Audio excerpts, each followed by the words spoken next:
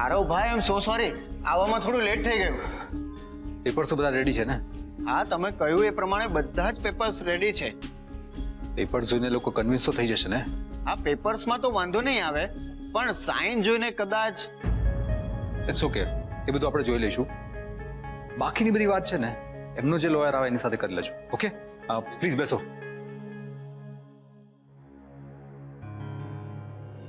અંદર આવું કે?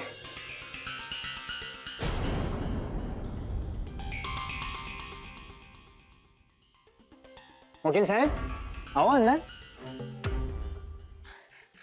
તમારી તો સૌથી પહેલા જરૂર પડશે. ચલો.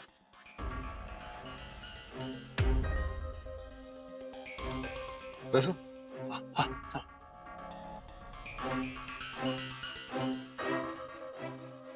બાય ધ વે, આ મારા લોયર છે મિસ્ટર જિગ્નેશ. અને આ નિલેશભાઈ છે અમારા લોયર. એક કામ કરીએ, પહેલા આ બંનેને વાત કરી લેવા દો, બધા પેપર્સ ચેક કરી લેવા દો. Sure. By the way Mihir, તારા પપ્પા ક્યાં છે? ડેડ એ અહીંયા નજીકમાં જ છે. એમણે મને બધા પેપર્સ ચેક કરવાનું કહ્યું છે. બધું બરાબર હોય, તમે લોકોએ કોઈ પણ જાતની ચાલાકી નહીં કરી હોય, એ ચેક કર્યા પછી જ હું એમને ગ્રીન સિગ્નલ આપીશ અને પછી જ અહીંયા આવશે. ઓકે નિલેશભાઈ, જિગ્નેશભાઈને બધા પેપર બતાવી દો.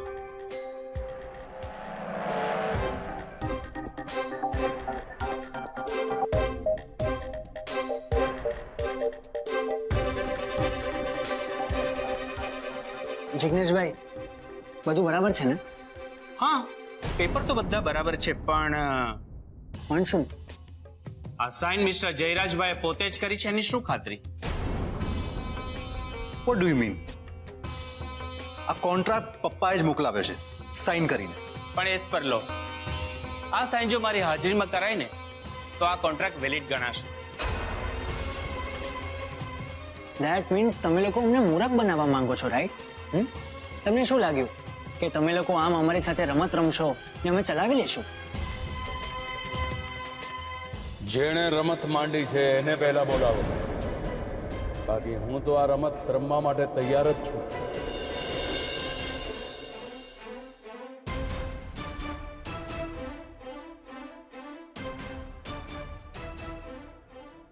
તમે એમ અચાનક? હા બેટા,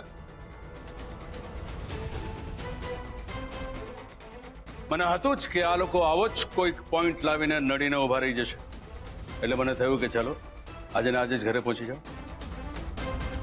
અને આમે તમને બધાને મુસીબતના સમયમાં આ રીતે એકલા છોડીને હૈદરાબાદ બેસી રહું એટલો બેજવાબદાર તો નથી જ. હવે અમારો પરિવાર કોઈ પણ શસ્ત્ર વગર લડવા માટે તૈયાર છે. બોલાવો તારા બાપને અને કહી દે ને કે ફોનો પર આ રીતે લપાઈ છુપાઈને ડરાવા ધમકાવવાનું બંધ કરી દે. મરદની જેમ સામી છાતી આવીને ઉભો રહે.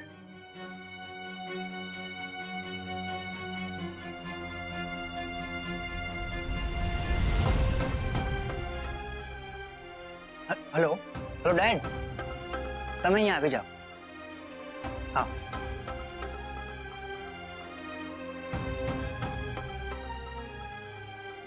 માં, હું જાણું છું કે એ લોકોએ આપણને અને ખાસ કરીને કોમલને બહુ હેરાન કરી છે. પ્લીઝ મિહિરના પપ્પાને જોઈને તું તારું મગજ ના ગુમાવતી. જરાય નહીં આરવ, મેં મારું મગજ પહેલેથી જ ઠંડુગાર કરી નાખ્યું છે. એમાંય હવે તો તારા પપ્પા આવી ગયા છે એટલે મને રૂપિયા બહારની એ ચિંતા નથી. અને આમે હવે આપણે કંઈ કરવાનું રહેતું જ નથી. તારા પપ્પા છે ને પહોંચી વળશે આ લોકોને.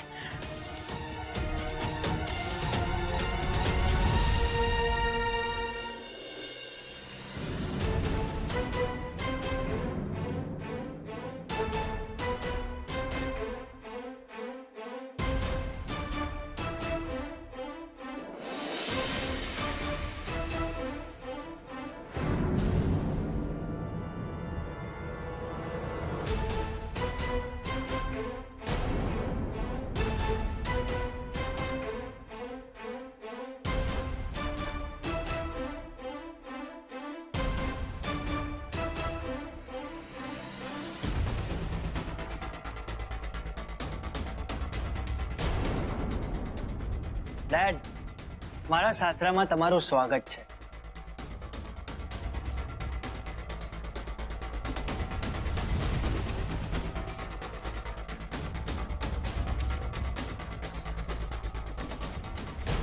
આ તારા પપ્પા છે? મજુમદારભાઈ તમે? હા, હું. મને તમારા વેવાઈના નવા રૂપમાં જોઈને નવાઈ લાગી ને.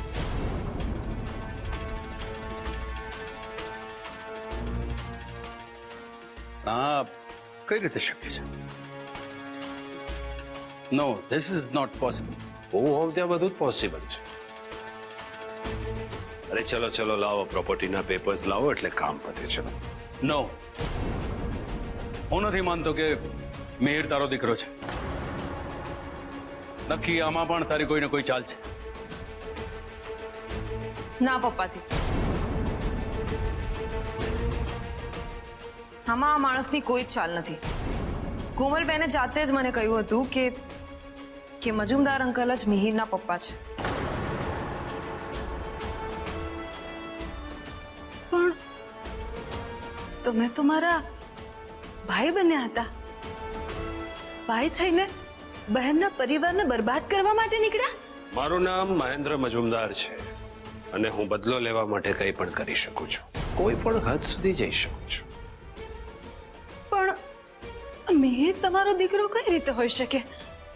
તમારા દીકરાનું નામ તો મિહિર નથી, એમ જ ને. તમારું અનુમાન સાચું છે. મિહિર મારો દીકરો છે એ વાત સાચી, પણ એનું સાચું નામ મિહિર નથી. આ શું ભવડા માંડ્યા છે? આનું નામ મિહિર નથી તો બીજું શું છે? આ નામ તો મેં હમણાં જ આપ્યું છે. એનું સાચું નામ સુકેશ છે. સુકેશ મજુમદાર.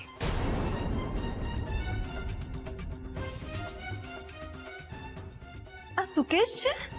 હા, સુકેશ. નાનપણમાં છે ને મારો સુપુત્ર હોસ્ટેલમાં ભણતો હતો. ત્યાંથી મેં એને અમેરિકા ભણવા મોકલ્યો.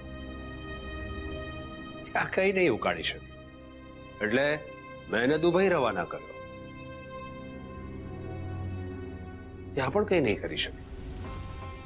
એકડા વગરનો ભીંડું જ રહ્યો, જેની કોઈ કિંમત નથી હોતી.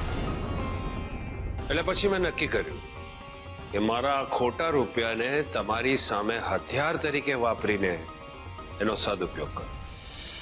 ધ્યાનથી સાંભળ સુકેશ, આજથી તારું નવું નામ છે મિહિર. તારા નવા નામના બધા ડોક્યુમેન્ટ્સ તૈયાર કરાવી રાખ્યા છે. આ છે તારો passport. Here is your Aadhaar card અને આ પેન કાર્ડ.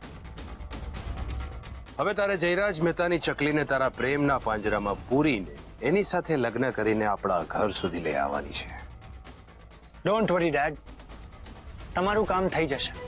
મને આશ્વાસનમાં નહીં, પરિણામમાં રસ છે.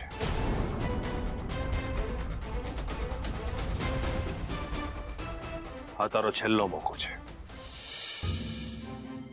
પણ તે મારી સાથેની દુશ્મનીનો બદલો મારી કોમલ સાથે શું કામ લીધો? આના માટે તે જ મને મજબૂર કર્યો છે જયરાજ. તે મને વેપારી એસોસિએશનમાં હલકો સાબિત કર્યો. મારી દરેક ડીલમાં નડીને તે મને નુકસાન પહોંચાડ્યું છે. મારી દીકરી માટે તારા આરવનો હાથ માંગ્યો હતો, એ ઓફર પણ તે ઠુકરાવી. એટલે સજા તો ભોગવવી જ પડશે ને.